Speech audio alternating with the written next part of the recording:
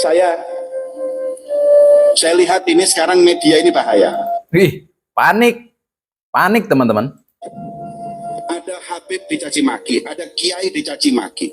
Enggak dicaci. Kalau memang benar omongannya enggak dicaci. Walaupun kadang-kadang kita nggak tahu kebenarannya. Hati-hati. Apalagi sampai kita menuduh melakukan dia nggak benar. Hati-hati, kualat pun. Wih, andalannya kualat ya. Andalannya kualat dengan Habib. Ya, kalau Habibnya benar, insya Allah kualat ya. Mungkin kualat, bukan insya Allah, mungkin kualat. Tapi kalau Habibnya omongannya seperti ini, masa iya kualat? Al-Imam Muhammad bin Ali Al-Faqih Al-Muqaddam.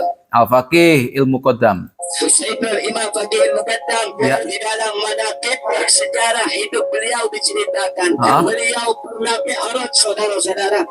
Beliau dengan Allah dalam satu hari 70 kali, saudara-saudara. 70 kali, saudara-saudara. Isra Mi'raj bertemu dengan Allah sehari 70 kali. Apakah yang seperti ini bikin kualat?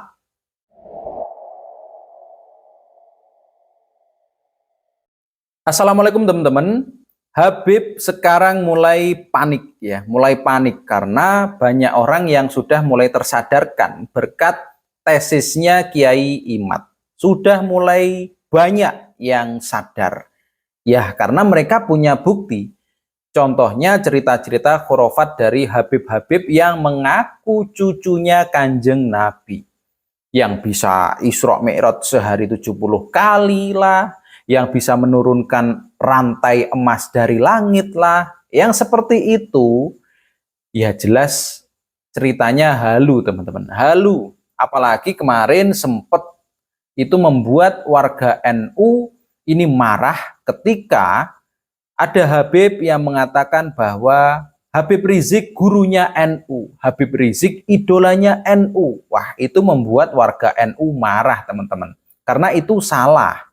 Dan mereka sekarang mulai panik ketika banyak orang di Indonesia, terutama orang muslimin, ini mulai sadar akan tingkah aneh mereka. Dia panik, Habib-Habib ini panik. Dan akhirnya mengeluarkan jurus andalan mereka, yaitu hati-hati, kualat dengan Habib. Wah, ini jurus andalan teman-teman, jurus andalan.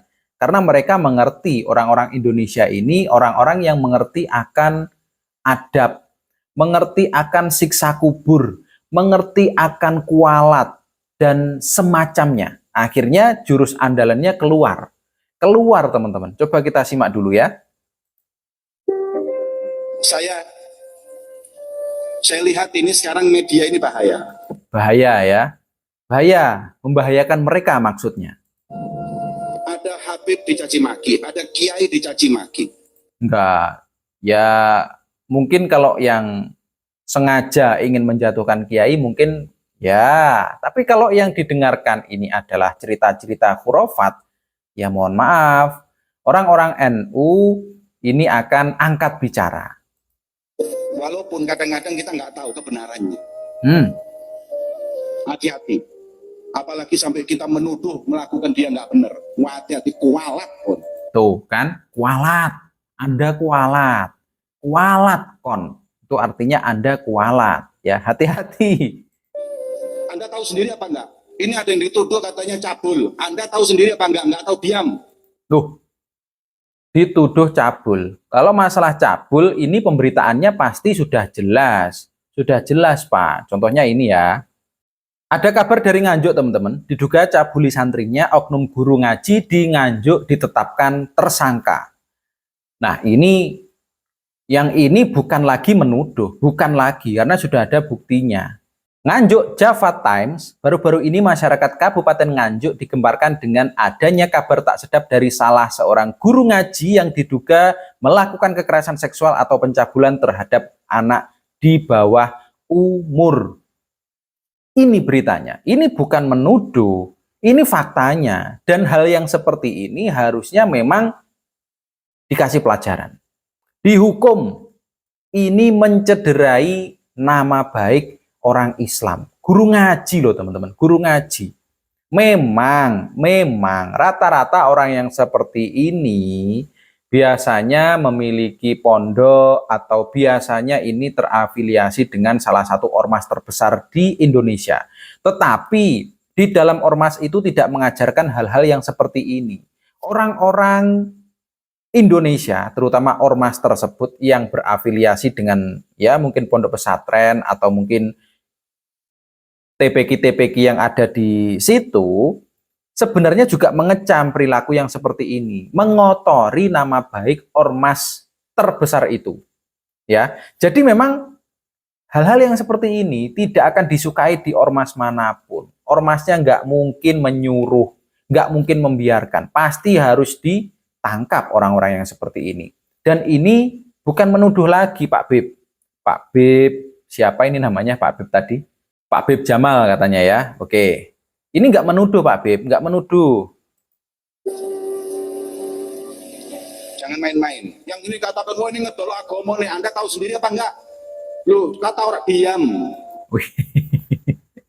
Kalau yang menjual agama kemarin yang klarifikasi Gus Ikdam. Bukan klarifikasi, diguyoni oleh Gus Ikdam. Tapi seperti itu. Tapi kalau yang menjual agama itu orang-orang selain Gus Ikdam, ya kita nggak tahu, tapi perilakunya memang menunjukkan yang seperti itu. Makanya netizen mengatakan menjual agama. Tapi kalau Gus Ikdam kemarin sudah diguyoni ya, kalian bisa lihat di video saya sebelumnya, seperti itu kalau Gus Ikdam disangkakan menjual agama. Tapi kalau kelompok-kelompok bib-biban Ba'alawi, ini sepertinya netizen-netizen nggak salah, karena mereka selalu mengandalkan kualat, mengandalkan azab Allah ya. Ya Allah, andalannya memang seperti itu mereka. Jangan tertipu. Aku seakan koni. Nah, aku gak belani sopo-sopo. Wow, nggak bela siapa-siapa. Kasihan sama yang menghujat katanya. Saya hanya kesian Anda. Kalau Anda membenci seorang ulama yang dia dicintai Allah dan Rasulnya, tadi apa uripmu? Wih. Kok tahu? Kok tahu kalau orang itu ulama yang dicintai Allah dan juga Rasulnya? Anda ini tahu apa sok tahu? Kalau yang seperti itu, urusannya sudah bukan urusannya manusia. Bukan urusannya manusia. Tapi kalau yang nampak, seperti yang dikatakan oleh Kiai Imad, ya itu wajar untuk diklarifikasi. Gitu loh, Pak Bib. Ubedillah bukan anaknya Ahmad. Kalau Ubedillah bukan anaknya Ahmad, yang ngingkari itu sudah 7 abad yang lalu. Ya, sudah lama ya. Ini tidak ada, sudah tawatur. Terus ya saya tahu, insya Allah 2024 selesai juga itu. Kalau masalahnya sudah berlalu-lalu, ngapain sekarang dibahas? Mungkin seperti itu maksud dari beliau ini ya. Kenapa baru sekarang? Kenapa enggak dulu? Ya dulu tugasnya Yai Hasyim Asy'ari. Ya, kalau dulu. Tapi tidak ada alasan Mbak Yai Hasyim Asy'ari meneliti nasab habaib. Nggak ada alasan. Kenapa? Habaibnya masih bagus-bagus. Oh iya, zaman dulu habaibnya masih bagus-bagus.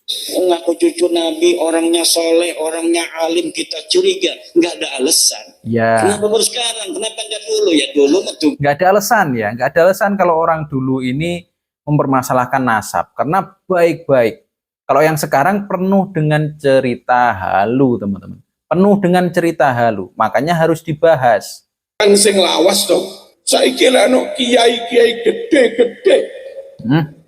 Terus nggak mempermasalahkan nasab kelompok tertentu. Ya. Lalu ada Ki Nur Ihya Surabaya mengkaji nasab. Ya. Ki Madudin mengkaji nasab. Betul. Yang kita pegangi yang ulama gede-gede itu. Apa ulama rodok cilik kaya Ki Madudin ngeten iki. Ojo ndelok cilik gedene. Oh gitu. Deloken keahliannya. Mung ustad biasa. Ya. Tapi ahli khot. Tulisannya khot apik tenan. Saya soal mendidik khot untuk anak saya. Pilih teng ustad kui. timbang ten kiai ini. Kiai ini di pondok kita pilih emang lemari, Ya. ngalin top, tapi tulisannya rodo elek. Lah Ustadz TPK ilmunya nggak pakai sepiro, Ya. tapi hotnya luar biasa. Untuk hot ini saya pilih Ustadz Niki, ngerti lho. Oh, Paham ngerti niki? spesialis ya. Krono Kiai Imaduddin mendalami nasab dan koleksinya ratusan kitab, Ya. baik yang pro maupun kontra, dan wis diwocok, wis nulis juga. Maka Kiai Imaduddin dalam hal nasab, andai jadi rujukan, cukup punya alasan dan bisa diterima. Oke, oke. Di sini kalian harus paham ya, bahwa ternyata pakemnya Kiai Imad itu adalah membahas nasab. Makanya kemarin Gus Ikdam nggak mau membahas nasab karena bukan pakemnya Gus Ikdam. Masuk akal. Gus Ikdam ini pakemnya memperbaiki akhlak garangan. Makanya nggak mau membahas nasab. Kita disuruh mikir, pikiran dewe, kata Gus Ikdam seperti itu. Nah ternyata menurut Kiai Marzuki Mustamar, Kiai Imad ini alasannya, tesisnya ini bisa diterima. Karena Kiai Imad ini seperti halnya spesialis nasab. Senajan level keilmuannya kalah kalih Rois Suryah PC misalnya. Ya, karena pakemnya Kiai Imad di situ. Mungkin pakemnya Kiai yang besar di mana? Seperti itulah. Pakemnya Gus Ikdam ada di garangan. Jadi punya target masing-masing untuk berdakwah. Dan Kiai Imad targetnya adalah tentang nasab. Nasab palsu. Kalau menurut kalian, pantas nggak sih Kiai Imad ini didukung penuh agar bisa meluruskan sejarah dan yang Habib-Habib palsu itu, yang penuh dengan kurofat itu, bisa berhenti dari kelakuan yang seperti itu. Berhenti untuk cerita-cerita halu. Berhenti untuk minta dimuliakan. Menurut kalian Kiai Imad pantas nggak sih didukung penuh? Komen di bawah.